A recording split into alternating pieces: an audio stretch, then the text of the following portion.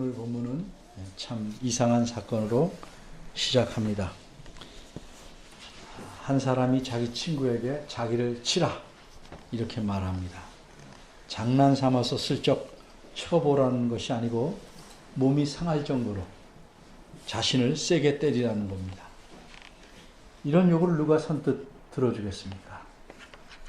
이렇게 이상한 사건에 대해서 좀 더 알아보기 위해서 본문을 다음과 같이 셋으로 나눠서 생각해 보려고 합니다. 첫째는 이 사건의 배경, 둘째는 이 사건의 결과, 셋째는 이 사건의 목적입니다. 첫째입니다. 이 사건의 배경, 어째서 이런 사건이 일어나게 되었는지를 알아보겠습니다. 오늘 본문 첫 구절인 35절입니다. 느닷없이 한 사람이 자기 친구에게 자기를 세게 때리라고 합니다. 이런 이상한 요구를 한 사람은 누굽니까? 그는 선지자의 무리 중 한 사람이라고 말합니다. 다시 말해서 이 사람은 선지자입니다. 그러니 그의 친구도 그 선지자의 무리 중에 속해 있으니 그도 선지자입니다. 그런데 어째서 선지자들끼리 이렇게 이상한 짓을 시도할까요? 그 이유는 간단합니다.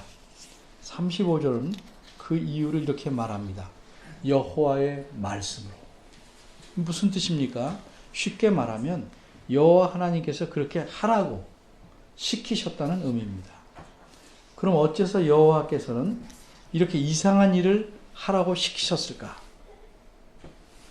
여기에는 그럴 만한 배경이 있으니 그 배경을 알아보겠습니다.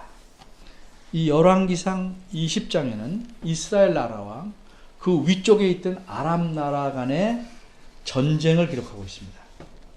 아람이란 나라가 많은 군대를 이끌고 이스라엘에 쳐들어왔습니다. 아람 왕은 이스라엘의 서울인 사마리아를 에워싸고 금은 보석과 내 처자까지도 다 내 것이다 라고 큰소리칩니다. 그러자 속은 부글부글 끓어오르지만 도저히 이길 수 없다고 판단한 이스라엘 왕이 납작 엎드립니다. 그리고 내 주여 마음대로 하십시오 라고 항복하려고 합니다. 그런데 하나님의 생각은 달랐습니다. 그래서 하나님께서는 자신의 능력으로 이스라엘 왕을 도우셔서 전쟁에 승리하게 하십니다. 이로써 아람 군대를 쫓아내셨습니다. 그 뒤에 거의 1년 동안 군사훈련을 하여 재무장한 아람 군대가 다시 쳐들어옵니다. 그러나 엿새 동안 서로 대치하다가 제7째 날에 갑자기 무려 보병만 10만 명이 죽습니다.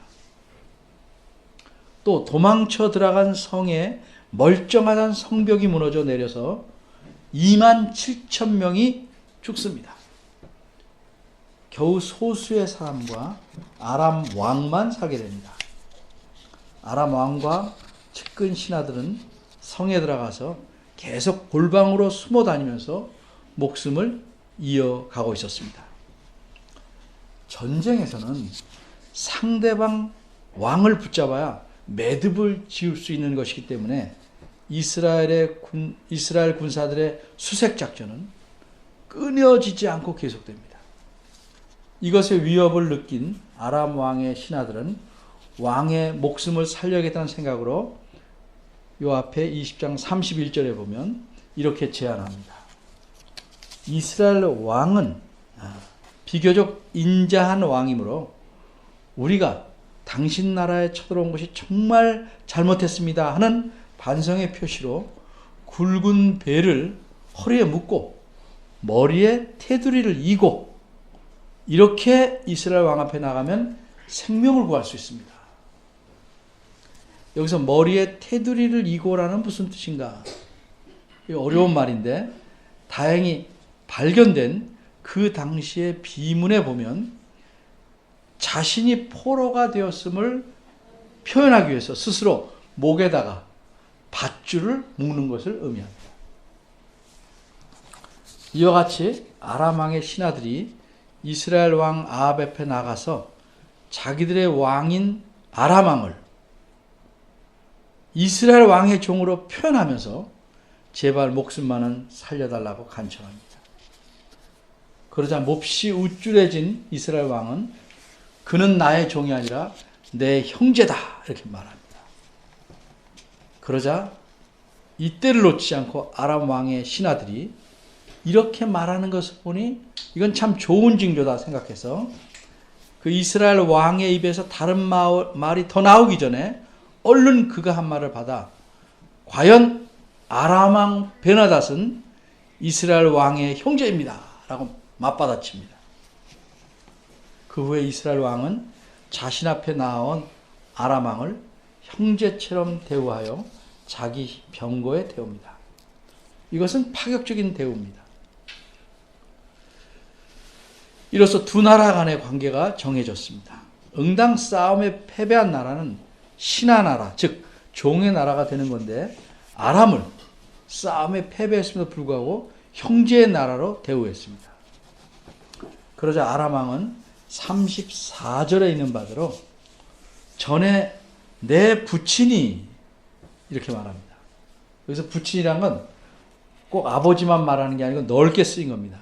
자기 이전에 있던 선대의 왕들이라는 의미입니다.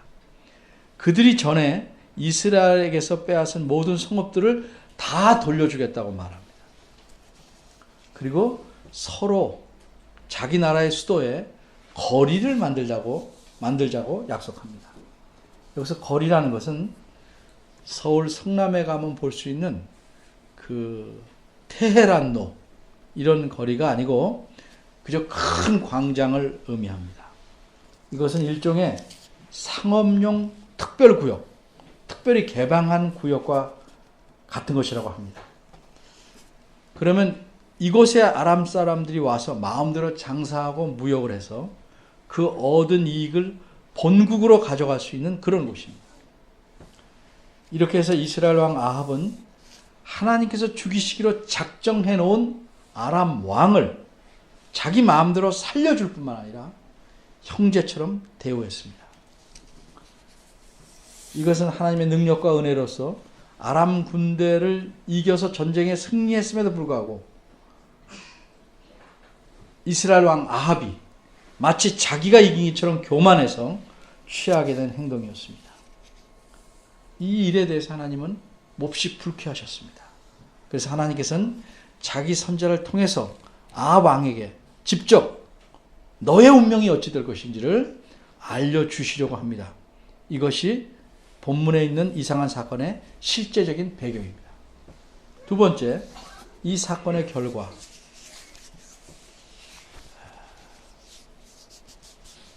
이런 배경 때문에 하나님께서는 어떤 선지자에게 하나님의 뜻을 왕에게 알리는 일을 맡기십니다. 이 선지자는 41절에서 드러나는 대로 아합 왕이 그를 보면 알아볼 만큼은 얼굴이 알려진 선지자였습니다. 바로 이 선지자가 다른 선지자에게 여호와의 말씀이 나를 쳐라 라고 말한 것입니다. 그런데 그 친구는 거절합니다. 여호와의 말씀이니까 나를 쳐라 이렇게 말하는데도 거절합니다. 여호와의 분명한 말씀인지도 알고도 인간적인 긍휼함과 여러 가지 면을 고려해서 거절한 이 선지자는 어떻게 됩니까? 오늘 보면 36절입니다. 내가 여호와의 말씀을 듣지 않았으니 내가 나를 떠나서 갈 때 사자가 나타나 너를 죽이리라 이렇게 말합니다. 이 친구는 자신의 생각과 감정을 따르는 것이 중요한 것이 아니고 여호와의 말씀을 따르는 것이 중요하다 하는 사실을 분명히 알았어야 했습니다. 그가 떠나자 과연 사자가 나타나서 그를 죽이고 맙니다. 37절입니다. 이 선지자는 또 다른 사람에게 말합니다. 나를 치라. 그러자 그 사람은 이 선지자를 상하도록 쳤습니다. 심하게 얼굴을 때려서 아마 눈까지 상했습니다. 그래서 선지자는 붕대로 눈을 가리고, 수고녀라고 하는데 일종의 붕대입니다. 길가에서 왕을 기다립니다.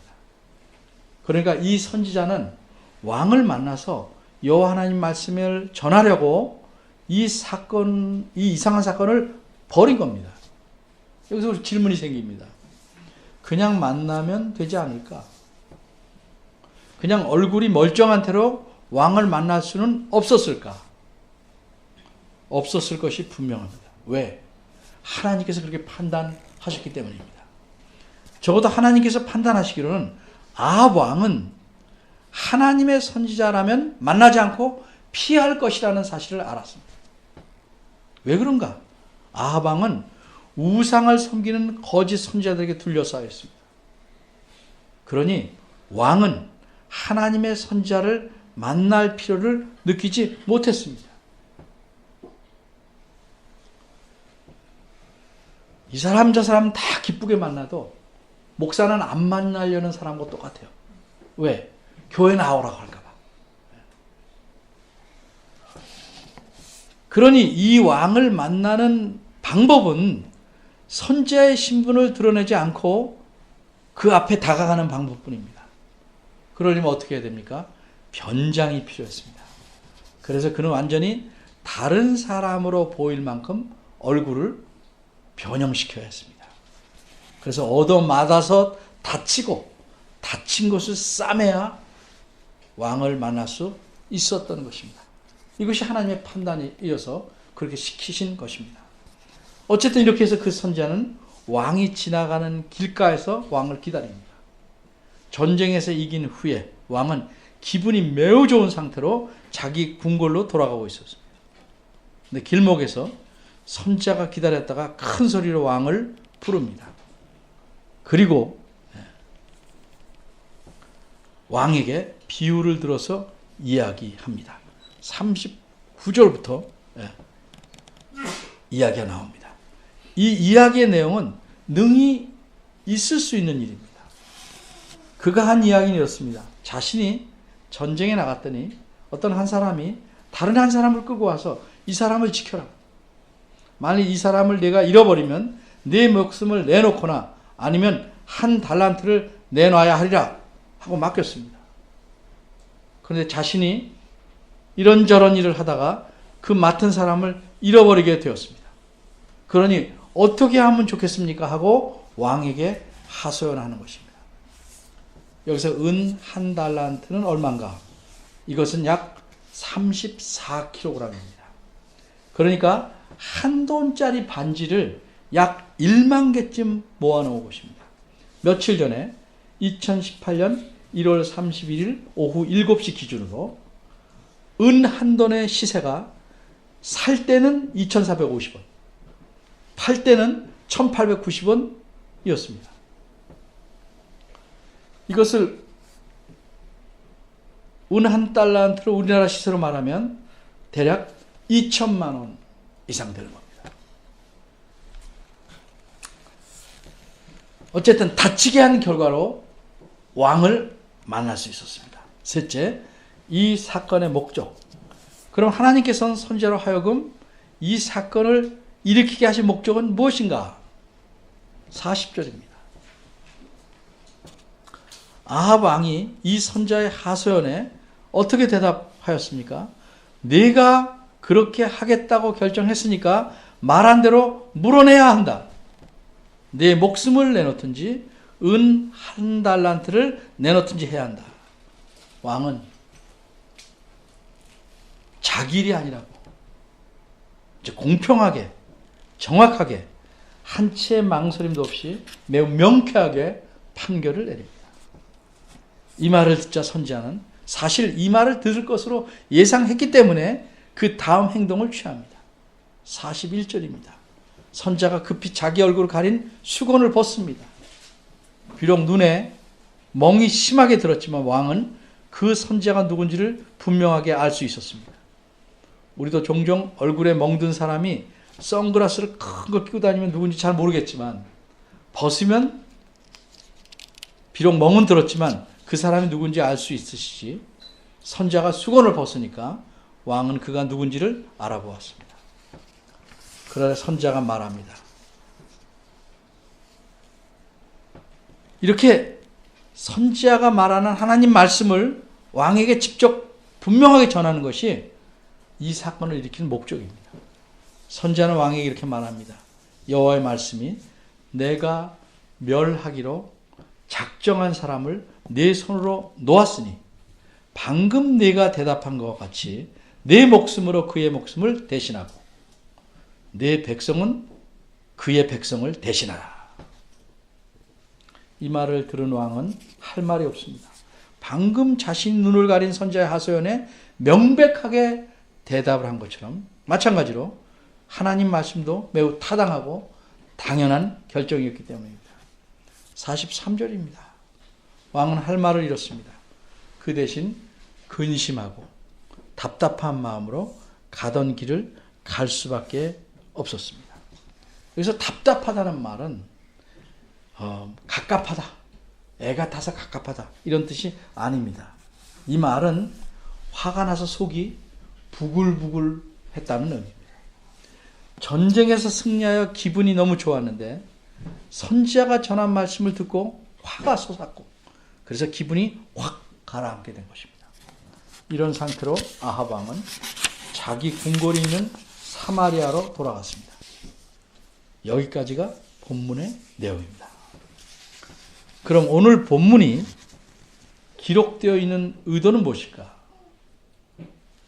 이것을 알려면 먼저 이 본문이 열왕기상 20장 뒷부분에 기록된 것에 어떤 의미가 있는지 생각해 봐야 합니다. 그러기 위해서 전쟁이 어떤 의미가 있는가? 그걸 먼저 알아야 합니다. 아람과의 전쟁에서 하나님께서 승리하게 하셨는데 이것은 한마디로 줄여 말하자면 왜 그렇게 하셨는가? 하나님의 백성의 구원은 오직 하나님께 달려있다 하는 사실을 알려주는 것입니다. 사실 아합 왕은 하나님의 뜻을 항상 거역하고 자기 마음대로 우상을 열심히 섬길 뿐만 아니라 하나님의 선지자들은 다 죽이는데 앞장선 왕이었기 때문에 하나님께서 그를 도우실 이유나 도울 가치가 전혀 없는 사람입니다. 그런데도 하나님은 아합 왕을 도와 전쟁을 승리하게 하셨습니다. 그 이유는 그 전쟁이 하나님의 전쟁이기 때문입니다. 쉽게 말하자면 하나님께서 불쌍한 자기 백성을 위해서 싸우시는 전쟁이었기 때문입니다. 바꿔 말해서 자기 백성들이 전쟁에서 지면 얼마나 고통을 당하겠습니까? 그래서 하나님은 자기 백성들로 하여금 전쟁에서 이겨 하나님이 주시고자 하는 평안과 기쁨과 복을 누리게 하시려고 전쟁에서 승리하게 하셨다는 의미입니다. 그래서 늘 전쟁은 하나님 나가서 싸우십니다. 자기 백성들을 위해서. 처음에 아합 왕은 20장 13절, 14절, 22절 보면 하나님께서 시키는 대로 싸움을 진행했습니다. 그러기에 전쟁에서 승리하고 나면 붙잡은 적군의 왕을 어떻게 처리해야 할지를 하나님에게 물어서 시키는 대로 했어야 합니다. 그런데 아합은 그렇게 하지 않았습니다. 어떤 학자들이 주장하는 대로 아합이 어떤 정치적인 계산을 했든지 간에 이 전쟁에서 승리는 하나님께서 주셨으므로 하나님의 뜻대로 아람 왕을 처리했어야 합니다. 그런데 아합은 자기 마음대로 행한 것입니다. 아합이 이렇게 행한 결과는 어떠했을까? 과연 아합의 계산대로 되었을까? 아니면 42절에서 하나님께서 선지자를 통해 하신 말씀대로 되었을까? 드디어 그 다음에, 즉 이 전쟁이 끝난 주전 853년에 아람의 위에 있던 더 큰 나라 아수르 왕 살만 에셀 3세가 쳐들어옵니다. 그래서 아람 나라와 이스라엘 두 나라가 카르카르라는 곳에서 기병과 모든 전투력을 동원해서 맞서 싸웁니다. 결국은 패배합니다. 이미 아합 왕은 2년에 걸쳐 해마다 아람과 벌인 전쟁에서 무엇을 경험했습니까? 전쟁의 승리는 군사들의 힘에 있지 않고 지형의 유리함에 있지도 않고 오직 여호와 하나님께 달려있음을 경험했습니다. 그런데 아합 왕은 여호와 하나님을 의지하지 않고 아람 왕과 동맹을 맺어서 앞으로 있을 위험을 방지하려고 한 것입니다. 나라의 이익을 위한다는 명분을 내세웠다 할지라도 인간 중심적인 정책을 세워서 하나님을 빼놓고 제 마음대로 행했던 것입니다. 우리는 성경에 기록된 역사를 통해 무엇을 가장 중요하게 배워야 하겠습니까? 하나님 말씀에 순종해서 하나님 뜻대로 행하는 것이 얼마나 중요한가를 배워야 합니다. 아합 왕도 왕이니까, 또 자기네들의 역사가 기록된 곳이니까 성경에 기록된 역사를 알았습니다. 공부했습니다. 그러나 정작 중요한 것은 놓쳤습니다. 그러기에 하나님의 뜻과 작정을 무시하고 자기 마음대로 아람 왕을 살려보냈습니다. 하나님께서는 하나님의 백성을 해치려는 자를 반드시 멸하십니다. 그러기에 아람 왕을 멸하시기로 작정하신 것입니다. 42절에 나온 내가 멸하기로 작정한 사람이라는 이 긴 표현은 원문에서는 딱 두 단어입니다. 나의 금지한 사람. 나의 금지한이 한 단어예요. 나의 금지한 사람이라는 두 개의 낱말이에요. 이게 무슨 뜻입니까? 하나님께서 그를 나에게, 하나님 자신에게 바치는 것 외에 다른 용도로는 쓰지 못하게 금해놓은 사람이라는 뜻입니다. 근데 우리말에서는 이 말을 설명하기가 더 기니까 이렇게 적절하게 하나님께서 멸하기로 작정한 사람, 이렇게 풀어놓은 것입니다. 그런데 이런 사람을 아합 왕이 자기 마음대로 놓아버렸습니다. 하나님께서 반드시 멸해야 할 자를 놓아주는 잘못은 자기 생명으로 대신해야 할 만큼 큰 잘못입니다. 그럼 이렇게 하나님의 뜻을 무시하고 자기 마음대로 행한 자의 종말은 어떠했는가? 여기 42절에서 말씀만 받더라 아합은 죽고 맙니다. 근데 나이 많아서 죽은 게 아닙니다. 전쟁에서 죽습니다. 근데 누구한테 죽은 줄 아십니까? 금방 전에 말한 아수르 왕의 군사에게 친 게 아닙니다. 3년 뒤에 또다시 쳐들어온 형제의 나라 아람 왕의 군사에 의해서 부상당하고 죽고 맙니다. 얼마나 모순됩니까? 살려고 동맹을 맺었는데 그 나라가 다시 쳐들어와서 그 군사에 의해서 죽습니다. 부상을 당해서 아합은 자기 병거위에서 피를 너무도 오랫동안 흘립니다. 마침내 저녁에 죽고 맙니다. 백성들도 수없이 이 아람 군대에 무너지고 말아서 수많은 백성이 죽고 맙니다. 42절의 말씀대로 되었습니다. 하나님의 뜻을 명백히 알면서도 자신을 드러내려 하거나 혹은 자기 유익을 위해서거나 심지어 긍휼과 사랑이라는 명분으로 하나님의 뜻을 무시하고 어긴다면 누구든지 그 대가를 반드시 치르게 마련입니다. 어떻게 하느냐? 여기서 우리가 지혜로운지 어리석은지가 드러나는 것입니다. 내가 지혜롭게 이렇게 유익을 쫓아가면 유익할 것이다. 근데 결국은 어리석은 것으로 드러납니다. 우리는 하나님의 명백한 뜻을 무시하고 이익을 쫓아 살아가려는 이 세상의 추세에, 정신에 맞춰서 살아가면 안 됩니다. 그렇게 살면 우리의 삶은 다람쥐가 쳇바퀴를 계속 돌듯이 악순환의 삶이 될 것입니다. 왜 여러분의 삶이 계속 악순환으로 될까? 깊이 들여다보시기 바랍니다. 우리는 내 하고픈 대로 내 마음대로 살아가는 것이 아니고 하나님의 뜻에 따라 행동하고 살아가야 합니다. 이것이 진정으로 참되게 사는 길입니다. 그리고 이것이 우리를 위해 자기 생명을 기꺼이 내어주신 예수 그리스도에게 감사하는 삶입니다. 이런 삶을 살아가시기를 바랍니다. 기도하겠습니다. 하나님 아버지, 저희가 참 하나님의 은혜로 새 사람이 되었습니다. 저희는 사실 악한 사람이고 겉으로는 멀쩡하지만 속은 죄로 썩어가고 있지만 하나님의 긍휼하심으로 새 사람 되었고 속에서 새 살이 돋아나 하나님의 자녀로 살아가게 되었나이다. 그런데 우리 마음속에는 늘 사탄이 유혹하고 틈을 탈 위험이 있습니다. 그래서 주의 말씀에 불순종하고 주의 말씀을 무시할 위험을 안고 삽니다.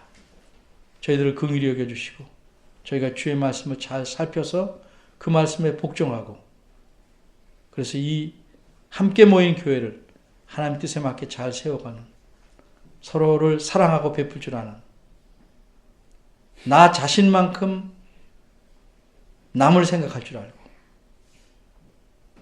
그리스도의 원하시는 장성한 분량까지 자라나는 교회로 서게 해 주옵소서. 우리가 행여 주의 뜻을 무시하고 잘못을 행함으로써 이 땅에 살아가면서 그 대가를 계속 받는 슬픈 일을 겪지 않도록 저희들을 지켜주시길 바랍니다. 저희 마음속에 무엇보다도 주의 뜻을 쫓아가고 그 뜻을 따르겠다는 의지가 더욱 자라나고 튼튼해질 수 있도록 저희들이 이끌어 주시옵소서. 예수님 이름으로 기도합니다.